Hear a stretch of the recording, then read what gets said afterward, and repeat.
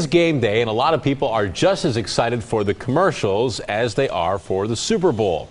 We are lucky enough to have an ad man in our studio this morning. Nick Marazza from Kramer Krasselt is here to talk Super Bowl ads with us.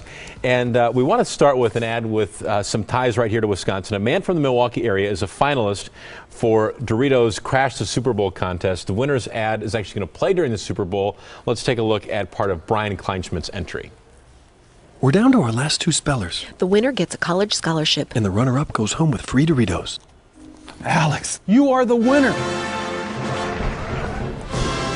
right, so tell us about this idea of people getting involved in the commercial process. So this is something that Doritos started a couple years ago, and at first it seemed like, I don't know, maybe it's a gimmick or a novelty thing, and it just sort of kept going and kept going. And I think over the course of the years, with technology and accessibility everybody has, the commercials have gotten progressively better over the years.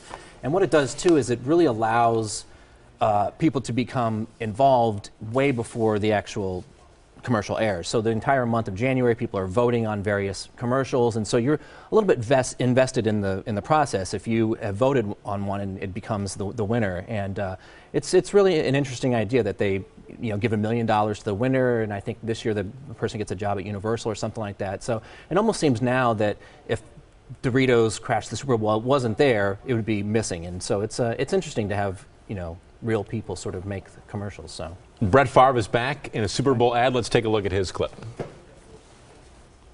What am I going to do? Do what everybody else does. Start a business. Build yourself a website. So the question here, or what we're seeing here, is that Brett Favre still has selling power. I think so. And this is the first time this company, Wix, has been a part of the Super Bowl.